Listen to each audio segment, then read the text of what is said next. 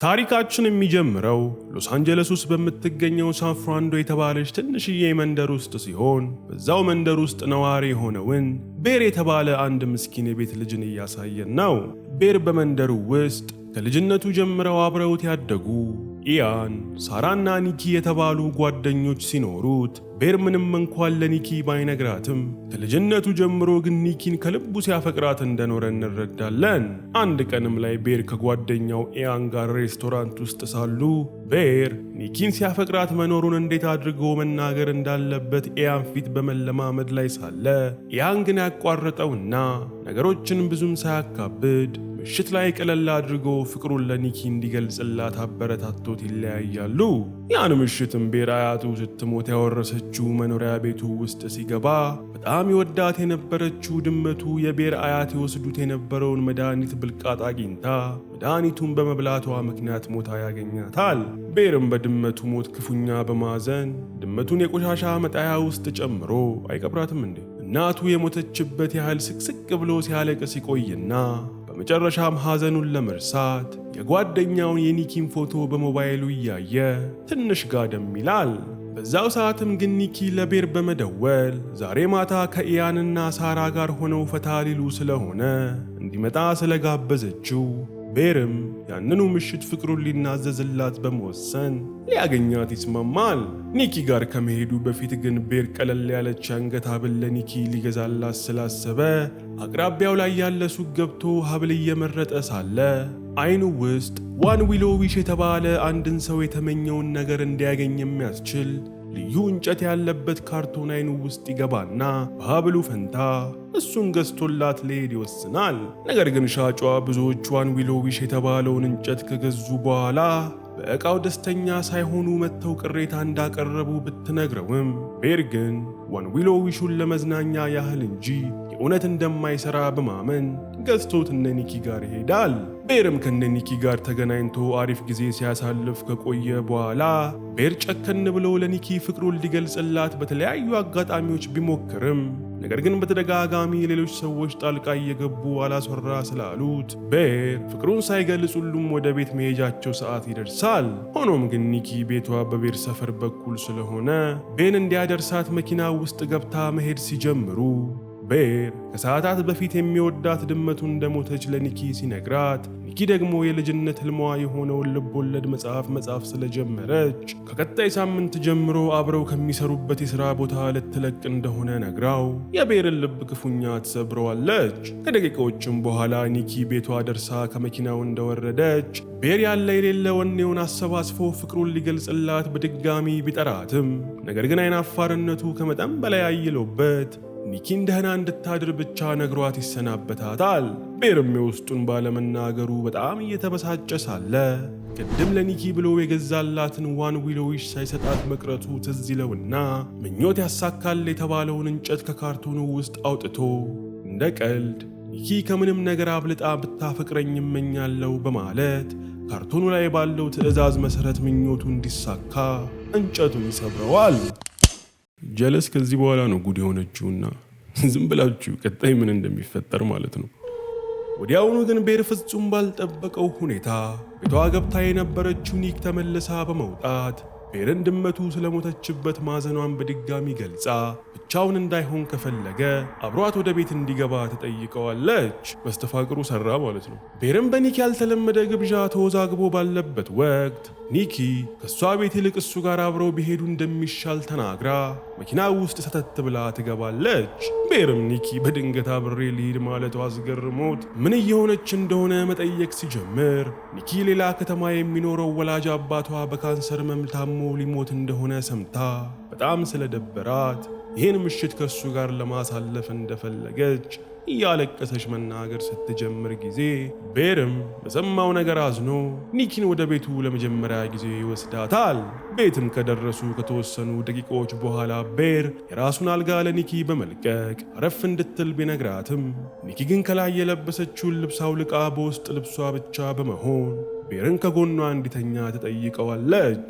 ቤርም ሲመኘው የነበረው ነገር መከሰቱ ገርሞት ፈራ ተባ እያለ አልጋው ላይ እንደወጣ ኒኪ በራሷ ተነሳሽነት ቤር ስር ተሸጉጣ ትቆይና ቀስ በቀስ ከንፈሩን መሳም ትጀምራለች። በመሳሳም ላይ ሳሉ ግን ኒኪ ድንገት ከእንቅልፏ እንደባነነ ሰው በመሆን ራሷን ከቤር አልጋ ላይ ማግኘቷ አስደንግጧት ከአልጋው ላይ ተስፈንጥራ ብትወድቅም በሰከንዳት ልዩነት ግን ኒኪ አንዳች የመስተፋቅር መንፈስ እንደተጠናወታት ሁሉ ድንጋጤዋን ረስታ እንደ ሕፃን ልጅ እያለቀሰች መታ ቤርን አቅፋ አብረው ይተኛሉ። ሌሊት ላይም ቤር ኒኪ ፍጹም እንግዳ ባህሪ ከዋን ዊሎ ዊሹ እንጨት ጋር የተገናኘ ይሆናል ብሎ ስለጠረጠረ ኢንተርኔት ላይ ገብቶ ዋን ዊሎ ዊሹ የእውነት ምኞትን ያሳካል ወይስ አያሳካም የሚለውን ነገር ሲያጣራ ብዙዎች ሰዎች ምኞታቸውን እንዳሳካላቸው፣ ገሚሶቹ ደግሞ ለቀልድ የተመረተ ዝም ብሎ ተራቃ እንደሆነ የጻፉትን አንብቦ በመወዛገቡ ተመልሶ ይተኛል። ጠዋት ላይም ቤር ከአልጋው ሲነሳ ኒኪን ከአጠገቡ ስላጣት የት እንደሄደች ለማየት ወደ ሳሎን ሲያመራ ቤር ፍጹም ባልጠበቀው ሁኔታ ኒኪ የሞተችዋን የቤርን ድመት ከቆሻሻ ቅርጫት ውስጥ አውጥታና በዙሪያዋ ሻማ አብርታ የመታሰቢያ ፕሮግራም አይነት እያደረገችላት ስላየ ቤር ሁኔታው ረብሾት ኒኪን ይገስጻትና ተያይዘው ከጓደኞቻቸው ሳራና ኢያን ጋር ወደሚሰሩበት መለዋወጫ ዕቃ መሸጫ ሱቅ ያመራሉ። ኢያንም ኒክና ቤርን አንድ ላይ ሲገቡ ስላየ ወዲያውኑ ቤርን ወደ ጎን ወስዶ ማታ በሁለቱ መካከል ምን እንደተፈጠረ ሲጠይቀው ቤርም ጥርስ በጥርስ በመሆን ኒኪ በአንድ ምሽት በድንገት በፍቅሩ ሰማምጣ ካልተኛሁ በማለት ስታንገላታው እንዳደረች ይነግረዋል። ኢያን ግን ይህ እንግዳ የኒኪ ጸባይ ስላስገረመው ኒኪ ምናልባት ሳያዩት አደንዛዥ እጽ ወስዳ እንደሆነ ቢጠይቀውም ቤር ግን የኒኪ አባት በካንሰር ታሞ ሊሞት እንደሆነ እንደነገረችው አስታውሶ ምናልባትም ከእርሱ ጋር ለመሆን የፈለገችው ሐዘኗን መርሻ መንገድ ፈልጋ ሊሆን እንደሚችል ለኢያን ይነግረዋል። ያን ምሽትም ቤርና ጓደኞቹ ሥራ እንደጨረሱ ኢያን ኒኪን በመኪናው ሊያደርሳት ሲሄድ ቤር ደግሞ ብቻውን ወደ ቤቱ ይመለሳል። ቤትም ከገቡ በኋላ ቤር ከኢያን ጋር በመደዋወል ኒኪ ቅድም እንዴት እንደሆነች ሲጠይቀው ኢያንም ምንም እንግዳ ጸባይ እንዳላየባት እየገለጸለት ሳለ የቤር በር ድንገት ይንኳኳል። ቤርም ተነስቶ በሩን ሲከፍተው ኒኪ ዝንጥ ብላ አምሮባት ከፊቱ እንደቆመች ትላንት ባሳየችው ድንገተኛ የባህሪ ለውጥ ስላወዛገበችው ይቅርታ ጠይቃው ስታበቃ፣ ነገር ግን ከድሮ ጀምሮ ለሱ የነበራት ፍቅር ትላንትና ባልጠበቀችው ሁኔታ ፈንድቶ እንደ ማዕበል እንዳጥለቀለቃት በግልጽ ትነግረዋለች። ይህን ጊዜም ታዲያ በፍቅር ሙሉ በሙሉ የታወረው ቤርም እርሱም ከልጅነቱ ጀምሮ ሲያፈቅራት እንደነበር ተናዞላት ከዛን ቀን ምሽት ጀምሮ ኒክና ቤር በፍቅር እፈፍ ያሉ ጥንዶች ሆነው ቁጭ ይላሉ።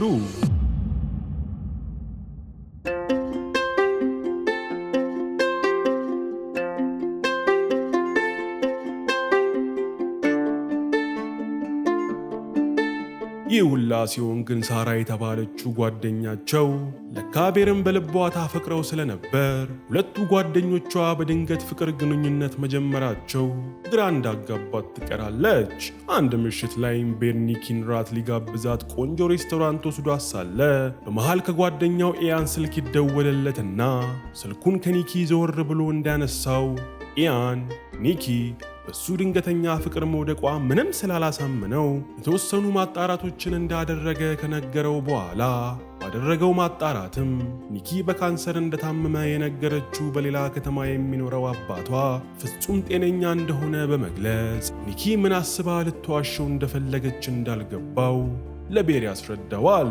ቤርም ኢያን የነገረው ነገር እውነት መሆንና አለመሆኑን ማረጋገጥ ስለፈለገ ወደ ኒኪ ተመልሶ አባቷ የካንሰር ህመም ላይ እንደሆነ የነገረችው ነገር እውነት ይሁን ውሸት ሲጠይቃት ጊዜ ኒኪም ውሸቷ እንደታወቀባት ገብቷት በድንገት ከወንበሯ በመነሳት ጥሩ ጊዜ እያሳለፉ ሳለ ለምን እንደዚህ አይነት ጉዳይ ታነሳለ ብላው ሰው እስኪታዘባቸው ድረስ ቆማ መለፍለፍ ትጀምራለች። እዚህ ጋር በጣም ነው የሚያስፈራው አነሳሷ ምናምን። ቆይ እንደውም ላሳያችሁ፣ ኮፒራይት እንዳልያዝ ፈጠን አድርጌ ላሳያችሁ አባባላው እንዴት እንደሚያስደነግጥ።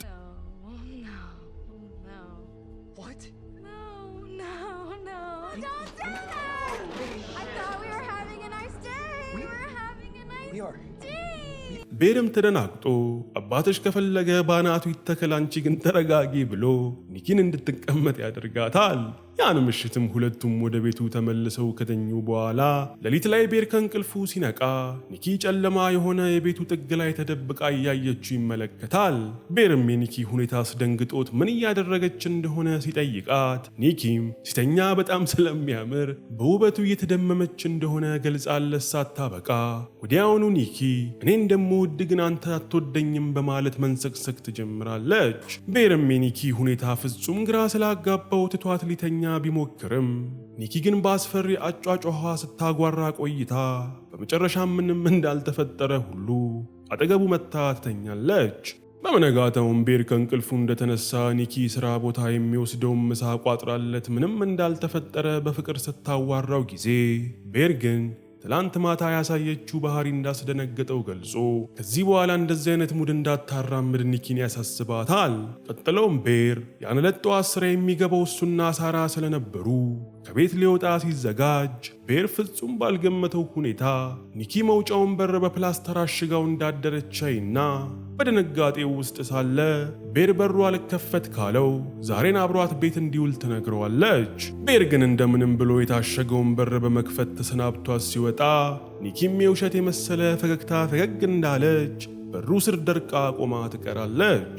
እዚህ ጋር ራሱ በጣም ነው የሚያስፈራው አሳሳቋ ምናምን። ሰቅጣጭ ፊልም ነው ባይዘው ይሄ ኦብሴሽን። እንዲያውም እንዲህ ለመተረክ አይመችም ፊልሙ ብዙም አያስፈራም እንደዛ እንጂ እዩት። እኔ በጣም ነው ሪኮመንድ ማድረጋችሁ። በጣም የሚያስፈራ ፊልም ነውና ልጁ ባይዘው 26 ዓመቱ ነውና ዩቲዩበር ነው ጸሐፊውና ዳይሬክተሩ ማለት ነውና በጣም በሎው በጀት ነው የተሰራው። ግን እንዲህ ያመጣላቸው ትርፍ ሬቲንጉ ምናምን የፊልሙ በስማ በጣም ጸዴ በጣም እና እዩት። እና ደግሞ ሳፈቅር እኔ ይገርማችኋል እንደ ኒኪ ነኝ እንዴት ልጅቷ ላይ ሙጭጭ እንደምል ማለት ነው። ኒኪ ቤር ላይ ሙጭጭ እንዳለችውና እስቲ በእናትህ ታሪኩን ቀጥል አታድርቀን በለዋ ኮመንት ላይ።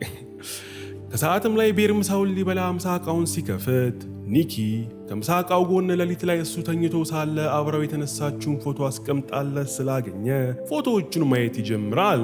በዚህ መሃልም በድብቅ ቤርን የምታፈቅረው ሳራ መታ ከኒኪ ጋር ድንገት የጀመረው ግንኙነት ምንም እንዳልተዋጠላት በግልጽ በመንገር ኒኪ ምናልባትም ከሱ ፍቅር የያዛት የምታስመስለው ሙር ልትይዝበት እንደሆነ እንደምትጠረጠር ታጫውተዋለች።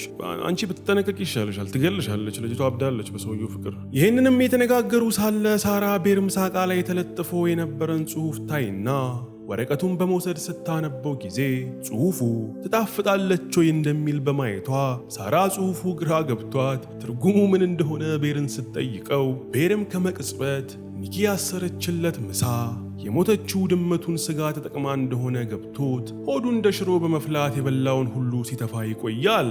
ምሽት ላይም ቤር ከጓደኛው ኢያን ጋር በመገናኘት በመኪና ወደ ቤቱ እየተመለሰ ሳለ ኢያን ዛሬ ማታ ቤቱ ውስጥ ቀለል ያለች ፓርቲ ስላዘጋጀ ቤርን እንዲመጣ ቢጋብዘውም ነገር ግን ኒኪ አሁን ላይ ወጣ ያለ ባህሪ እያሳየች ስለሆነ ፓርቲው ላይ ይዟት እንዳይመጣ ያስጠነቅቀዋል። ቤርም ቤቱ ጋር እንደደረሰ በአጋጣሚ መኪና ውስጥ የዋን ዊሽ ዊሎ ካርዱን ስላየው ቤር ካርቶኑን ወስዶ ሲያገላብጠው እላዩ ላይ የአምራቹ ሰው ስልክ ቁጥር እንዳለ ያይና ቤር ወደ ስልኩ ይደውላል። ከሰከንዳትም በኋላ ቴድ የተባለ ሰው የስልክ ጥሪውን በመመለስ ቴድ ሲል ቴዲ ትዝ አለኝና አዲሱ አልበሙን ገናውን ነው እየሰማሁት ያለሁት እና በጣም ጸደያ እንዴ በስማ አክቹሊ ሰው ዘፈን ብቻ ነው እስካሁን የሰማሁት። ሙሉውን ቆይ በደንብ ሰማዋለሁ እስቲ። በተለይ ግን በጣም የተመቸኝ ማለት ነው ምን የሚለው መሰላችሁ ርዕሱ ጠፋብኝ። ቆይ ብቻ እንደውም ቆይ ለምን አልከፍተውም? ዩቲዩብ ግን ኮፒራይት ይላል። ግን ቆይ ድምፁን ዝቅ አድርጌ ወይኔ ዘፍንላችኋለሁ። ቆይ ላሰማችሁ። በጣም የተመቸኝ ይህ ዘፈን ገዳይ እንደሌለኝ አለሷስ በአማረው ጥርሷ ሞቻለሁ እስከምለሰው እወድሻለሁ እወድሻለሁ እወድሻለሁ እና ያበዳር ላይ ከሶስቱ በጣም የተመቸኝ ነው። እስቲ ሌላውን ቀስ ብዬ እሰማለሁ። እስቲ እናንተ የተመቻችሁን ጻፉልኝ ኮሜንት ላይ። የሙዚቃ ቻናል አረኩታ ፊልም ልታዩ መጣችሁ ወደ ታሪካችን ብቻ ሆነሽ። ከሰከንዳትም በኋላ አንድ ቴድ የተባለ ሰው የስልክ ጥሪውን በመመለሱ ቤር ፈራ ተባ እያለ ከቀናት በፊት አንዲት ሴት እንድትወደው በመመኘት የቢሎዊሹን እንጨት እንደሰበረና ከዛን ቀን ጀምሮ ሴቲቱ ያለሱ የማትንቀሳቀስ ሴት እንደሆነች ገልጾ ሴቲቱ እየተሰማት ያለው ፍቅር የእውነት ነው ወይ ብሎ ቴድን ይጠይቀዋል። ቴድ ግን ፍቅሩ የእውነት እንዳልሆነ በመንገር መስተፋቅሩ መስራት የሚያቆመው ወይ አንተ ወይ እሷ ብቻ ስትሞት ነው ብሎ የቤርን ቆሌ ይገፋዋል።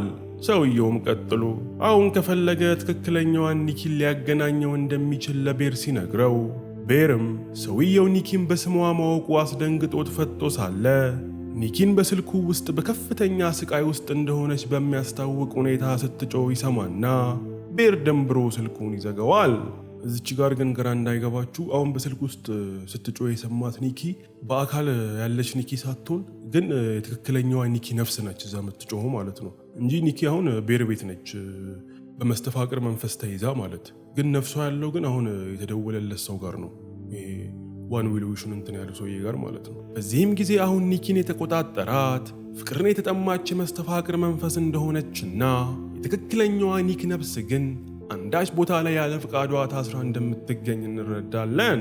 ቤርም ውስጡ እንደተረበሸ ወደ ቤቱ ሲገባ ኒኪ ጠዋት ትቷት ሲወጣ በቆመችበት ስፍራ ሳትነቃነቅ እሱን እየጠበቀችው እንደነበረና ሽንቷን እንኳን ለመሽናት ባለመንቀሳቀሷ ላይዋ ላይ ለቃው እንደተበለሻሸች አይቶ የሚናገረውን ያጣል። አይ እንደዚህ አላፈቅርም፣ በቃ እሷን ግማሽ እንዴ የዚች በዛ ነገር የዚች መንፈስ ነው እኮ ሲጀምር ፍቅር ራሱ አይደለም። በጣም የተመታ ልጅ ጉድ ሰራት። ኒኪም ቤርን ስታየው እንደ አዲስ ነፍስ በመዝራት ቤቱን ስላበለሻሸችው ይቅርታ ጠይቃ ሻወር ልትወስድ ሻወር ቤት እንደገባች ቤር የሞተችው ድመቱን ሰርታ ምሳ በመቋጠሯ በጣም እንደተበሳጨ ፈራ ተባ እያለ ገልጾ አሁንም ቢሆን ትንሽ ዘና ለማለት ብቻውን ኢያን ጋር እንደሚሄድ ያሳውቃታል። ኒክ ግን ቤር ትቷት ሊሄድ እንደሆነ ስትሰማ ጊዜ ሻወር ቤት እንዳለች ቤቱን በጩኸት ስላደበላለቀችው ቤር አማራጭ አጥቶ ኒኪን ይዟት ኢያን ያዘጋጀው ፓርቲ ላይ ይሄዳል። እዛም ደርሰው ከሳራ እና ኢያን ጋር እንዲሁም ሌሎች ጓደኞቻቸው ጋር ትሩዝ ኦር ዴር የተጫወቱ ሳለ ትሩዝ ኦር ዴር በአማርኛ ምንድን ነው? አይ ቲንክ በአማርኛ ያለ አይመስለኝም፣ ብቻ ፍቺ ያለው አይመስለኝም። ብቻ በግሩፕ ሆናችሁ ወይ ደግሞ እንደ አንድ ለአንድም ሊሆን ይችላል። አንድ ሰው ትሩዝ ኦር ዴር ይላችኋል። ከዛ ትሩዝ ካላችሁ የሚፈልገውን ጥያቄ ይጠይቃችኋል። ከዛ ዴር ካላችሁ ደግሞ እሱ የሚፈልገውን ነገር ያዛችኋል። ከዛ እናንተ ታረጋላችሁ ማለት ነው የታዘዛችሁትን ነገር። አሁንም የቱ ጋር ነበርኩ? ጠፋብኝ። በስማም ዛሬ ምን ሆኜ ነው? በጣም ስለቆየ እኮ ነው ፊልም ከሰራው እንዴ። እዛም ደርሰው ከሳራና ኢያን ጋር እንዲሁም ሌሎች ጓደኞቻቸው ጋር ትሩዝ ኦር ዴር የተጫወቱ ሳለ ቤር ከሱ ግራ ጎን የተቀመጠውን ሰው እንዲስም የሚያስገድድ ትዕዛዝ ይደርሰዋል። በዚህም ሰዓት ከቤር በግራ ጎን ተቀምጣ የነበረችው ሳራ ብትሆንም ኒክ ግን ይህ ትዕዛዝ ስላላስደሰታት ለምቦጯን በመጣል ለሁሉም ታሳያቸውና ወዲያውኑ ሳራን ከነ ወንበሯ ጎትታት ዘወር በማድረግ እሷ ከቤር ጎን ሆና ቤር እንዲስማት ታደርጋለች። ነገር ግን ይህ የኒኪ ያልተለመደ ጸባይ ሁሉንም ሰዎች ግራ ስላጋባቸው በክፍሉ ውስጥ ምቾት የሚነሳ ውጥረት ነክሶ ሳለ የትክክለኛዋ ኒኪ ነፍስ በድንገት ወደ ሰውነቷ በመመለሷ ኒኪ የጮኸች እንዲህ የማደርገውን አይደለሁም ብላ ሁሉንም ታስበረግጋቸዋለች። ቀጥላም ኒኪ ቅኝ ከገዛቻት መንፈስ ነፃ ለመውጣት በሚል ጠርሙስ አንስታ ፊቷን ብትወጋም ወዲያውኑ ግን የመስተፋቅሯ መንፈስ ሰውነቷን በድጋሚ ተቆጣጥራት ኒኪ ምንም እንዳልተፈጠረ ሁሉ መሳቅ ትጀምራለች። ያን ምሽትም ቤር በኒክ ሁኔታ እንደተበሳጨ ቤታቸው ከመድረሳቸው ለምን አባቱ ነው የሚበሳጨው? እሷ እንደዚህ ነገር ውስጥ የከተታት እንዴ? ልክ እንደተጎዳ ሰው እንትን ያለን ኧረ ባለጌ ነው ማርያም በጣም ባለጌ ነው በኢየሱስ። ያን ምሽትም ቤር በኒክ ሁኔታ እንደተበሳጨ ቤታቸው ከመድረሳቸው ቤር ምንም እንኳን በኒኪ መፈቀር ሲመኝ የነበረው ነገር ቢሆንም አሁን ላይ ግን ኒኪ ለሱ ያላት ስሜት ተፈጥሯዊ እንደሆነ ስለገባው የተወሰነ ጊዜ ተለያይተው እንዲቆዩ ለኒኪ ሐሳብ ያቀርባል። ኧረ እባክህ ማንን ምን ውስጥ ከተነው የምትለያየው ደፋር። ኒኪ ግን ይህን እንደሰማች መጀመሪያ ላይ ስቅስቅ ብላ አልቅሳ የቤርን ልብ ለማራራት ብትሞክርም ነገሩ እንዳልሰራ ስታይ ጊዜ ግን ኒኪ ቤርን በማስፈራራቷ ቤር ሳይወድ በግዱ ከኒኪ ጋር በፍቅር አብሯት ሊቀጥል ይስማማል። ያን ሌሊትም ቤር ኒኪን እንዳቀፋት እንቅልፍ ባይኑ ሳይዞር አልጋው ላይ እንዳለ ጓደኛው ሳራ አሁኑ እንዲገናኙ ያለበለዚያ ግን እሷ ራሷ ቤት እንደምትመጣ የሚገልጽ መልእክት ስለላከችለት ቤር ከአልጋው ወርዶ ለመሄድ መዘጋጀት ይጀምራል። በዚህ መሃል ግን ኒኪ የሰፈረችባት የመስተፋቅር መንፈስ በእንቅልፍ ውስጥ ስለነበረች ትክክለኛዋ ኒኪ ወደ ቀልቧ ተመልሳ በለሆሳሳ ድምፅ ቤርን እንዲገርላትና ከዚህ ስቃይ ሕይወት እንዲገላግላት ብትማጸነውም የኔ እናት ስታሳዝን በኢየሱስ ቺን የመሰለች ልጅ ላይ ተጫወተባት ማርያምን። ኧረ ቤር ክፉ ነህ ቤር ግን ትክክለኛዋ ኒኪ ከሱ ጋር መሆን አለመፈለጉ አበሳጭቷት ዝም ብሎ ትቷት ይወጣል። ሰይጣን ነው ሰውየው። ቀጥሎም ቤር ሳራ ውጭ ያቆመችው መኪናው ውስጥ ገብቶ ማውራት እንደጀመሩ ሳራ እዚህ የመጣችው ለሁለት ነገር እንደሆነ በመግለጽ የመጀመሪያው ልትማር ያመለከተችበት ኮሌጅ ደብዳቤ ስለላከላት ኮሌጁ ይቀበላት አይቀበላት አብረው ደብዳቤውን እንዲከፍቱት እንደሆነ ታሳውቀዋለች። ሳራም ቀጥላ ሁለተኛው ነገር ደግሞ ኒኪ ለቤር ከወንድምነት ባለፈ ምንም አይነት የፍቅር ስሜት እንደሌላት አንድ ወቅት ላይ ነግራት እንደነበረ በማስታወስ በአንጻሩ ግን እሷ ቤርን እንደምትወደው ዳርዳር ብላ ፍቅሯን ትገልጽለታለች። ይህን እየተነጋገሩ ሳለ ግን ኒኪ ከየት መጣች ሳይባል በሳራ በኩል የነበረውን የመኪና መስታወት ሰብራ ሳራን ከያዘችው ድንጋይ ጋር ደጋግማ በማጋጨት በሰከንዶች ውስጥ የሳራን ፊት ገነጣጥላ ትገርላታለች። አቤት ቤር ስራ! ቤርም በመቅጽበት የተከናወነው ነገር አስደንግጦት ደርቆ ባለበት ወቅት ኒኪ ወደ እሱ በመሄድ ለሳራ መሞት ተጠያቂ እሱ እንደሆነና በውድቅት ሌሊት ሳራን ባያገኛት ኖሮ ሳራ ባለሞተች ነበር ብላ አንገቱ ስር ትሸጉጥበታለች። ቀጥላም ኒኪ የሳራን አስክሬን በማስወገድ እንዲረዳት ቤርን ስለጠየቀችው ቤርም ኒኪን እምቢ ማለት ፈርቶ የሳራን አስክሬን የሚሰሩበት ስፍራ ወስደው ከደበቁ በኋላ ቤር ኒኪን ትቷት ብቻውን በመኪና ሌላ ስፍራ ይሄዳል። ቤርም መኪናው ውስጥ ተኮራምቶ እንዳለ ሳራ በኮሌጁ የተላከላትን የታሸገ ደብዳቤ ሲከፍተው በደብዳቤው ላይ ኮሌጁ ሳራን እንደተቀበላት ያነብና ቤር ስንት ተስፋ የነበራት ልጅ በሱ ምክንያት በሞቷ አንገብግቦት ብቻውን ስቅስቅ ብሎ ሲያለቅስ ይቆያል። በመጨረሻም ቤር ከብዙ ማሰላሰል በኋላ ያበላሸውን ነገር በሙሉ ሊያስተካክል ስለወሰነ ሰው ሞቴት ነው የምታስተካክለው። በቀጥታ ዋን ዊሎ ዊሹን ወደ ገዛበት መደብር ሄዶ ዋን ዊሎ ዊሹ ያለበትን ሲጠይቅ ባለሱቁ ሳይሸጡ የቀሩ 2 ካርቶኖች ያሳየውና ቤር ሁለቱንም ይገዛቸዋል። ሆኖም ግን ሻጩ ቤርም በፍርሃት እየተርበደበደ ስላየው ምን ሆኖ እንደሆነ ሲጠይቀው ቤርም በዚህ እንጨት ምክንያት አንዲት ሴት ከመጠን በላይ ወዳው የተሰቃየች እንደሆነና አሁን ግን ይህንን ክፉ መስተፋቅር ሌላ ምኞት በመመኘት ሊያጣፋው እንደወሰነ ይነግረዋል። ሻጩ ግን ይህንን ሲሰማ አንድ ሰው እችን ዋን ዊሎ ዊሹን መጠቀም የሚችለው አንድ ጊዜ ብቻ መሆኑን ነግሮት እሱም ደግሞ እንዳይረዳው ከዚህ በፊት ዋን ዊሎ ዊሹን ለራሱ ዕድል እንደተጠቀመ ይገልጽለታል።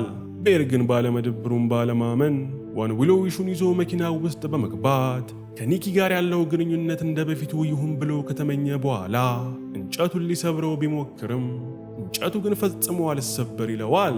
በዚህም ጊዜ ቤር እርግማኑን ለመስበር እንዲረዳው ጓደኛው ኢያን ቤት ሄደና በሱና በኒኪ መሃል የተከሰተው ፍቅር በሙሉ በዚች ዋን ዊሎ ዊሽ በተባለ አስማታዊ እንጨት ምክንያት መሆኑን በማስረዳት ነገሮች ሁሉ እንደ ድሮው እንዲሆኑ ተመኝልኝ በማለት ለኢያን አንደኛውን ዋን ዊሎ ዊሽ ይሰጠዋል።